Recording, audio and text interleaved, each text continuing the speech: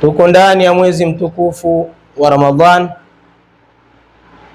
ambao kwa hakika kila ambaye ameudiriki mwezi huu katika mwaka huu kwake ni fursa ya dhahabu sana, kwani Ramadhani ya mwaka jana tulikuwa na wenzetu wengi tu, lakini wengi wamekwisha kutangulia mbele ya haki. Kwa hiyo sisi Mwenyezi Mungu Subhanahu wa Ta'ala ametupa neema kubwa ya kuendelea kuishi katika sayari hii ya dunia, ikiwa ni fursa kwetu ima ya kurekebisha makosa yetu ya nyuma na kuendelea kufanya vizuri katika umri wetu uliobakia, ili dunia tuitumie vizuri, ikiwa ni shamba letu kwa ajili ya akhira yetu. Katika khutba yetu ya leo ya Ijumaa, kwa taufiki ya Mwenyezi Mungu Subhanahu wa Ta'ala, tutatafakari kwa pamoja juu ya anwani semayo Ramadhani ni chuo cha mabadiliko.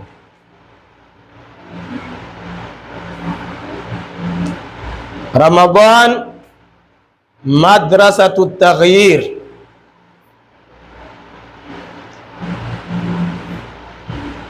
Sote tufahamu kwamba aya maarufu sana ambayo inasomwa katika membari zote zilizotangulia na za sasa duniani kote, inapoingia mwezi mtukufu wa Ramadhani imebebwa na aya inayopatikana katika sura ya pili, aya ya 183, Suratul Baqara.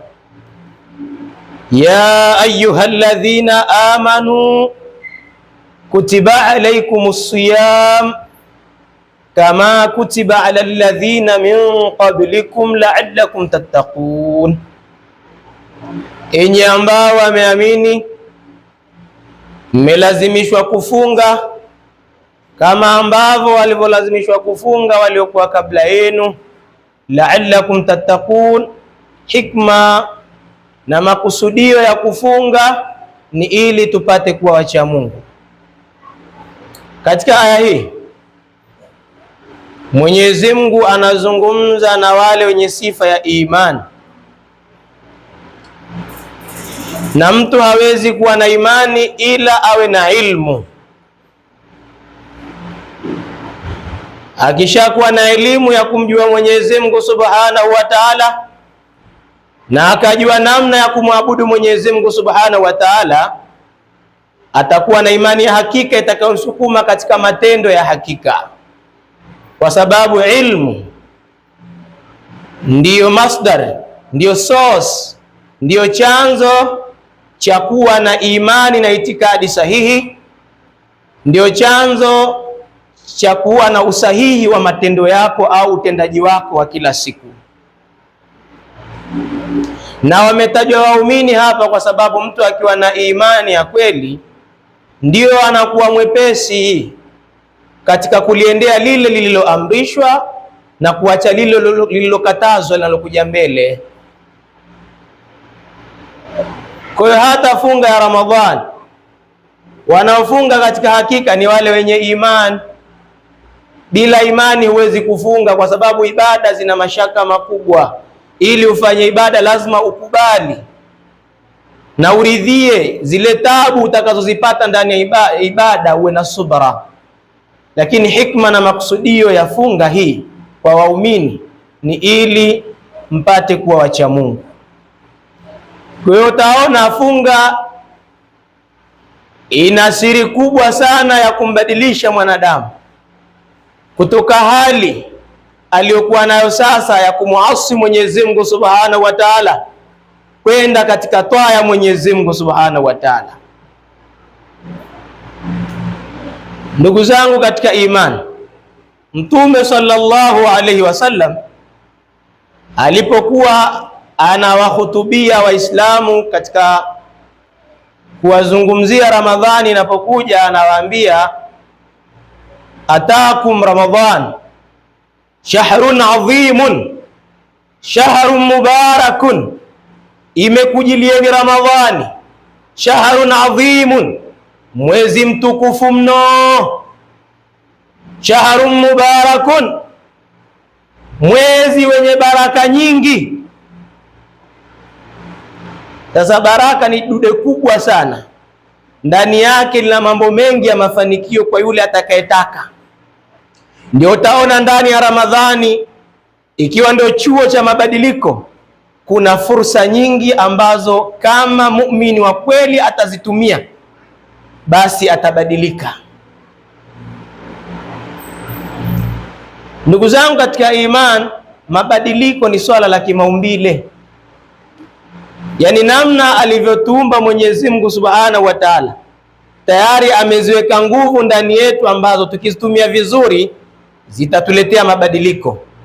Na mabadiliko tunayokusudia ni kutoka katika hali chanya kwenda katika hali hasi, from negative to positive. Ni mabadiliko kutoka kwenye hali hasi kwenda katika hali chanya, kutoka katika hali mbaya kwenda katika hali nzuri.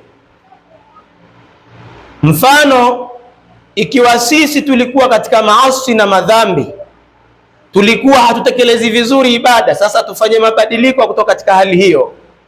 Ikiwa tabia zetu zilikuwa ni mbaya, tuachane na tabia hizo, twende katika tabia nzuri, kwa sababu hakika ilivyo, hakuna mwanadamu ambaye hakosei. Kukosea ni sifa ya mwanadamu. Upo uwezekano wengi wetu wale tunaotekeleza swala tano hatuzitekelezi inavyotakiwa. Wapo kundi ambao hatujitendei haki katika hizo swala tano. Badala ya kutekeleza swala tano tuna vipande, Ijumaa mpaka Ijumaa, wengine kama hivyo. Ni hali zinazomkuta mwanadamu. Sasa kila mmoja ni shahidi wa nafsi yake, ayatazame maisha yake na namna gani anatakiwa sasa aitumie fursa ya Ramadhani kumbadilisha kutoka katika hali duni ya kumuasi Mwenyezi Mungu Subhanahu wa Ta'ala, kuishi maisha ya kinyama. Sababu maisha ya kinyama ni yale maisha ambayo yasiyomridhia Mwenyezi Mungu, kwa sababu sisi wanadamu Mungu ametupa matamanio na akatupa na akili. Wanyama wamepewa matamanio tu na malaika wakapewa akili tu.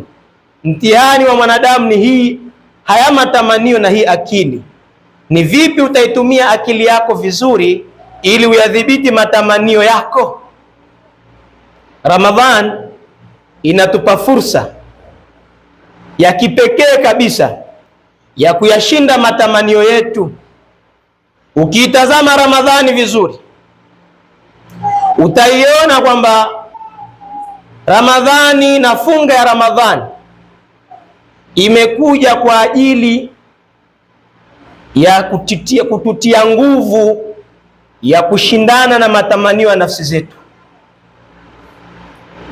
Ndugu zangu katika imani, mwanadamu hawezi kubadilika mabadiliko yaliyokuwa ya hakika mpaka aweze kuvishinda vikwazo. Na asili ya vikwazo vyote hivyo ni nafsi na matamanio yake. Ramadhani haikuja kwamba sisi tuache yaliyokatazwa, kwa sababu yaliyo haramu tunafahamu kwa mujibu wa sheria ni haramu katika miezi yote, isipokuwa Ramadhani tunaongeza umakini ili tusije tukaharibu thamani ya funga zetu. Huwezi kusema uongo nje ya miezi mingine ukasema ni halali, afu Ramadhani ukajikataza kusema uongo. Hapana.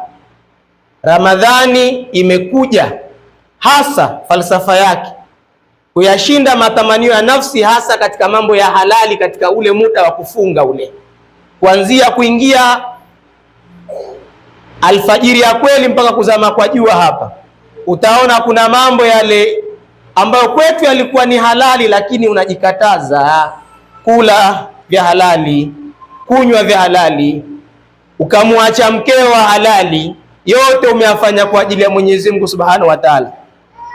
Lakini ukaenda mbali pia kuvizuia viungo vyako visifanye haramu. kwa sababu funga ya hakika yenye kuleta mabadiliko ni funga ya viungo, ambao hii funga ya viungo inatakikana Muislamu muumini wa kweli aendelee nayo ndani ya Ramadhani na baada ya Ramadhani, kujikataza na yote yaliyoharamishwa. Ndugu zangu katika iman, nafsi imeelezwa kwamba ni kikwazo kikubwa cha kumwabudu Mwenyezi Mungu Subhanahu wa Ta'ala. Matamanio. Ibn Athaillah ya Sakandari, mwanazuoni mkubwa huyu al-arifu billah, anatuambia katika al-hikami yake, aslu kulla ma'siyatin wa ghaflatin wa shahwatin ar-ridha 'anil nafsi, wa aslu kulla ta'atin wa yaqdatin wa iffatin adamu ridha minka anha. Asili, chanzo cha maasiya yote, chanzo cha kughafilika kumwabudu Mwenyezi Mungu, chanzo cha matamanio ambayo yanatuzuia sisi kumwabudu Mwenyezi Mungu, kunatokana na sisi kuridhisha nafsi zetu, kufata matakwa ya nafsi zetu, na chanzo cha kumtii Mwenyezi Mungu Subhanahu wa Ta'ala, na chanzo cha kujitambua ukaamka ukaacha kughafilika na ibada, na chanzo cha kujizuia na mambo ya haramu, kunatokana na kuacha kuiridhisha nafsi yako, kufuata matamanio ya nafsi yako, kufuata matakwa ya nafsi. Ramadhani inatupa nafasi, inatupa nguvu ya kupambana na matakwa ya nafsi zetu na matamanio yake. Nguvu hii ukiipata utaendelea kuishi nayo baada ya Ramadhani.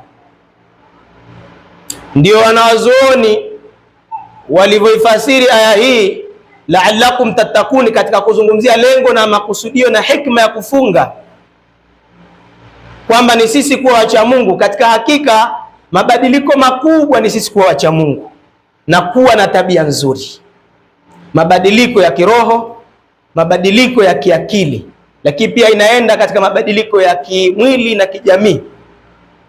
Tufahamu kwamba ndani ya mwanadamu alivyoumbwa, mabadiliko yanagusa internal environment and external environment, mazingira ya ndani na mazingira ya nje. Ili we na mabadiliko, ni lazima mabadiliko hayo yawe chanya au yawe hasi, yawe mazuri au mabaya. Ni ndani kubadilike na nje kubadilike. Sasa ndani ya mwanadamu, Mwenyezi Mungu alivyomuumba amempa nguvu. Zile nguvu utaona kuna nguvu inaitwa nafsi, kuna akili, kuna moyo na kuna roho. Na nje yake pia katika umbile lake akapewa ile milango ya fahamu, macho, masikio na mengineyo. Lakini macho na masikio ni viungo muhimu sana ambavyo vinaathiriwa na mazingira ya nje kupeleka ujumbe kwenye mazingira ya ndani. Ndio unaona sheria ya Kiislamu ikaja, kuna mambo yamekatazwa. Hayo mambo yamekatazwa ili kuvizuia hivi viungo vya nje, haya mazingira ya nje, kuna mambo yamekatazwa usiwe karibu nayo ili asije yakaharibu ndani. Sababu nje kuna athiri ndani na ndani kuna athiri nje, lakini injini ya yote hayo ni moyo.